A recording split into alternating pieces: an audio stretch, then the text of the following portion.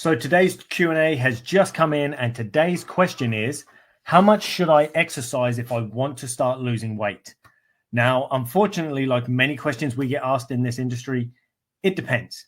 Now, the reason it depends in this case is because, well, it depends where you're currently at. If you are extremely overweight versus if I've only got a little bit of weight to lose or a little bit of body fat in order to get lean and ripped, well, the recommendations for those two people are likely to be very different because it's very likely that their current lifestyle is very different. So that's why it depends. It kind of depends where you are on the scale of body fatness, as in how overweight are you, because that will determine how little you could get away with in order to start getting results.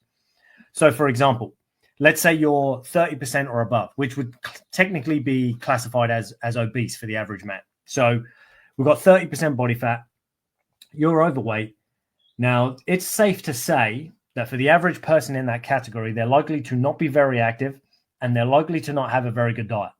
So you could probably start getting some really good results just by simply moving a bit more. Now, that moving a bit more might be, okay, well, I'm going to start parking my car at the far end of the car park. I'm going to, where possible, if, for example, at work, I'm going to take the stairs instead of the elevator. I'm going to go for a 15 to 20-minute walk each day just to get my body moving and to get the blood pumping and circulation improvements and so on. So the movement that we increase might be very minimal in terms of intensity, but it's more. We're doing more than we were. And then in terms of food, it might just be, okay, I'm going to cut back on some of the junk. I'm not going to eliminate it. I'm not going to completely cut it out and be super strict and worry about macros and all that. I'm just going to cut back on some of the excess that I currently consume. And it could be that simple. Now, as we begin to lose weight in that process, of course, we're going to get to a point where maybe our results begin to slow and this lighter approach no longer serves. It doesn't work anymore because it's not quite enough of a stimulus for our body to need to continue to change because, of course, the body is designed to adapt. So now when we're getting down to, say, maybe 25%, which is still overweight, but is much better than 30%, of course, now we might be looking at, okay, well, now I'm going to push the intensity of my activity up. I'm going to make sure that I'm walking for 30 minutes a day minimum, and I'm going to do that at a slightly higher intensity. Now, we don't have to go extreme. This could still be zone 2 or could be zone 2, which is sort of at a pace where you could still hold a conversation, but you know you're a little bit out of breath, but it wouldn't be hindered. Your conversation wouldn't be hindered by the level of activity you're doing. So you do that for, say, 30 to 40 minutes a day instead of that 15 to 20 that we were talking about earlier. That might be your new thing. And then now we are looking at, okay, well, along with cutting back on some of that junk that I may be still consuming, I'm going to cut back on some of that. And now I'm also going to start making sure that I'm introducing some healthier foods. Again, we might not yet be specifically looking at how much protein, fat, carbs, and so on. We're just making sure that we're doing more of it. We're having more of the good stuff in place of the bad stuff and the convenience foods that we've maybe been relying on. Then, of course, again, we begin and continue getting results. Then when we get down to around 20%, which is we're now in the healthy range, but we're still sort of holding on to more than we'd maybe want. We're not yet down in the fitness ranges and so on. So we'd be sort of more in that healthy range. But now we might be looking at, okay, well, now I need to make some changes that are going to provide a much greater stimulus in order for my body to continue changing. So now we might be looking at, okay, well, I'm now going to add in 2 to maybe 3 resistance training programs a week. So on 2 to 3 days, I'm going to replace that walking with resistance training. Now, you could, if you wanted, have introduced resistance training before. You just maybe didn't need to. But now we're at a point where we probably have to if we want to get good results and we want them to be consistent over a long period of time and then maintained once we get there. So now 2 to 3 days a week, we're going to be lifting something, doing some weights, doing some resistance work, whether it's body weight, barbells, dumbbells, medicine balls, kettlebells, and so on. Doesn't matter what implements we're using, whether it's all of them or just one, but we need to apply some resistance. So we're going to do some strength work using that resistance training, and we're going to get more specific with the diet now. So we might now be going, okay, well, I'm going to make sure at every meal I'm getting a minimum of 2 palms of protein, for example.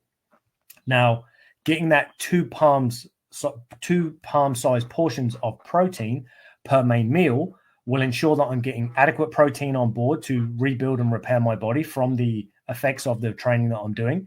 It will also help to curb any satiety issues that I might be having if I'm getting hungry too quick or finding that I'm craving foods in a very short period after meals. It will also help to balance out blood sugar. It will help to maintain metabolism, help me to maintain muscle mass whilst I'm losing body weight and so on. So there are lots of benefits to making sure we've got that protein on point. So that might be where we're at now. So we're now training with resistance training. We're still doing our walking for our cardiovascular work. And now we're getting a bit more specific about the foods that we're eating. Right, I'm going to make sure I'm getting at least this much protein per main meal in order to make sure I'm consistently moving towards my goals. Then if we want to push ourselves down into the fitness range and below and so on, now, of course, again, we're going to be getting more specific. If I want to get down into athletic ranges of body fat percentage and so on, again, we take it up a notch. So, for example, rather than 2 to 3 times a week, maybe now I'm doing 4 to 5 resistance training sessions per week in order to make sure I'm stimulating the body. I may be now splitting the body up and training different body parts each session rather than those original 2 to 3 being whole body workouts. Maybe now I'm going in and on day 1, I'm doing a push session, which works all my push muscles. Then I go in and do a pull session. Then I do a leg session. Then I do a core session and so on. So we might start breaking the body up so that we can hit it with greater stimulus in each session in order to provoke the body into change. We want to force it into a need for change. Then, of course, in order to make sure that that change takes place, we make sure our food's on point. So we've already nailed down the protein, hopefully, but now we're making sure we're getting our fibrous veg as well. And then we're also making sure we're getting healthy fats in each meal. We can still have starches and things like that, and maybe an odd treat here and there, but we're much more focused about it. We're much more disciplined, and we're much more strategic about how we do that. So it's not necessarily a case of living an extreme lifestyle, but we're much more focused and disciplined around what we're doing with food, as well as with our recovery. So whereas before we might have been getting good results without really paying much mind to how much sleep we're getting and how well we rest outside of our sessions, now again, we might be bringing mind to that stuff so that we're making sure that we're getting our 7 to 9 hours of sleep every night. Or if we're not getting 7 to 9 hours, maybe we're making sure that the environment that we sleep in is of an adequate quality to enable us to get good quality deep sleep. So we could be making sure the room is dark, that it's cool, that it's quiet, and so on.